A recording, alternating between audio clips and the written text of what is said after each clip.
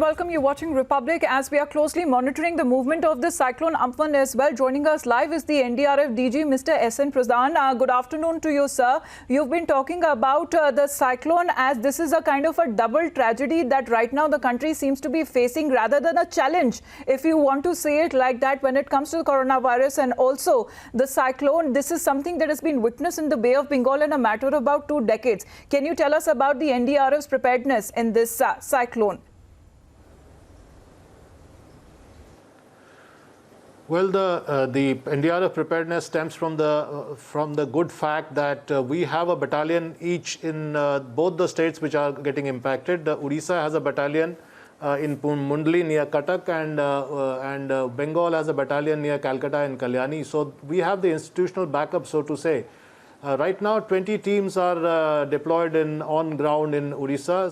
That is all the 20 teams that were given to Odisha for deployment. All the 20 teams have been deployed. Overnight it was 16, but 4 teams have been called today.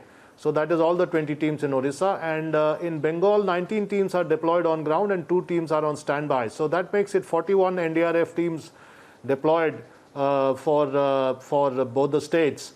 And they have been at it for the last 3 to 4 days, helping the local administration, assisting in evacuation and all the other awareness drives, etc. So that is going on, and I think the optimal action of evacuation has happened. In West Bengal, they have evacuated in excess of 3 lakhs, and in Odisha, they have evacuated in excess of 1.5 lakhs. Almost 5 lakhs have been evacuated between the states. Sir, the kind of cooperation that you are getting from the state and also from the center, as well as we are getting to know that the Indian Coast Guard is also on standby. Ships and aircraft has also been deployed in terms of emergency situation. What is the cooperation, if you can tell us, that you're receiving from both from the administration side of the center and the state? I think the cooperation is of a high order. We must remember that on the 18th of May, which was day before, there were 3 very important meetings of review of the cyclone situation, and the Prime Minister himself, in the capacity of the chairperson of the National Disaster Management Authority, held the review meeting with all the senior officials.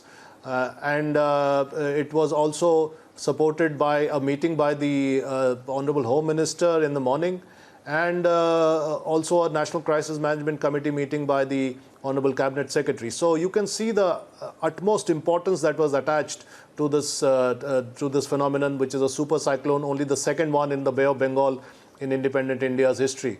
And that's why the states were taken on board, and the states, the chief secretaries and the chief secretary's entire team of officers from both the states were present on the video conferencing with the cabinet secretary, and all the feedback was taken. So it is a very good example of synergistic coordination, and all the issues were ironed out on a face-to-face basis. So there is a lot of cooperation. And as far as the other forces are concerned, I must say, and I must underline that it is a very coordinated and cooperative venture.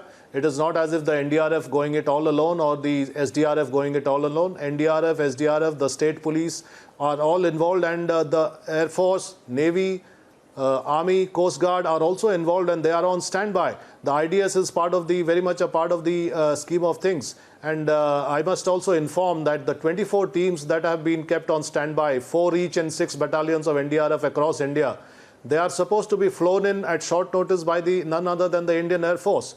So there is great cooperation all around, and it is as I call them, we are all brothers in arms. We work together for the same purpose, serving the nation. And if not in a disaster, then when? So we are all together in this, and I think the cooperation, the coordination, whether it is state center, whether it is NDRF, the Coast Guard, Army, state forces, Air Force, it is of a very high order, and I think something that we should be all proud of.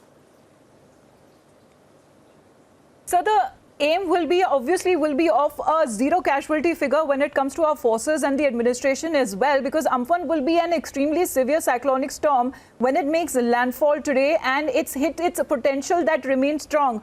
What are the expected damages that you are expecting this time around, especially in the low-lying areas? What do we expect to happen? I think the first priority is saving as many lives as possible. So that's why people have been evacuated. And as I said, about 5 lakh people between the two states have been evacuated, and the evacuation is still going on. So that is the first priority, to save lives and to have a zero casualty approach. The next thing is to save life and property. Property is an issue, and even livestock has to be saved. So processes are put in place to do that also, and keep people indoors so that there is no damage from flying debris and uprooted trees and poles, electric poles or telephone lines. But the other thing is that it is also important that we should also protect from not only wind, which is going to be even at the time of the landfall, even if it is downgraded from a super cyclone to an extremely severe cyclone, we must remember that it is in the same category as Cyclone Foni. Cyclone Foni was actually, after all, an extremely severe cyclone. So the damage potential is very much there, and that is why we have given notice of all precautions to be observed, so that people don't come outside and people go to safer places if they are in kacha houses with tin roofs or asbestos roofs or roofs which are kacha. So all the precautions have to be maintained, and people should stay out of the harm's way. And that is what is why the evacuation has taken place on a large scale, and it is still going on. Also, sir, because the authorities, do you believe, are extremely mindful of the difficulty that they could face in ensuring that there is social distancing norms that are also being followed, because we are also facing the COVID crisis and plus the cyclone crisis as well. So how you're following up, especially in the last number of days, the cases have significantly gone up? Well, that is something that we have to take it in our stride. We cannot wish away COVID, and we cannot wish away the cyclone. And unfortunately, both these are of a very formidable order, because this is a super cyclone, second of its kind in independent India, as I said, in Bay of Bengal.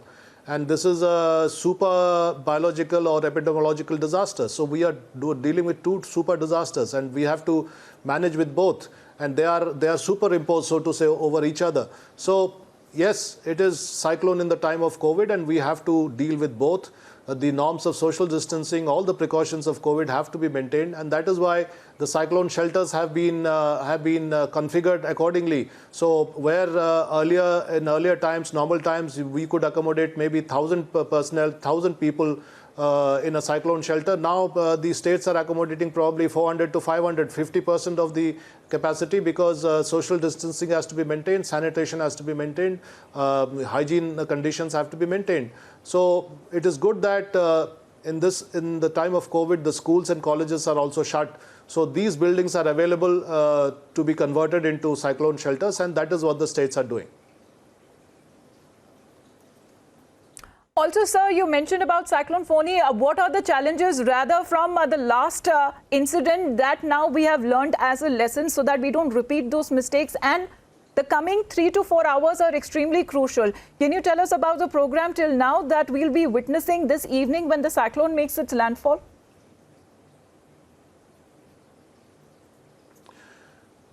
I have always maintained that the principle of disaster response is that you prepare for the worst. So we are going as per that principle. We are prepared for the worst. And we must remember that this is a not twin, but triple challenge. It is not only wind speed and rain. It is also the storm surge of the sea water, which is going to happen in the Bengal area, in the delta area of Bengal, in the Sagar Deep and the Kakdweep area of South Chobis Pargana in West Bengal.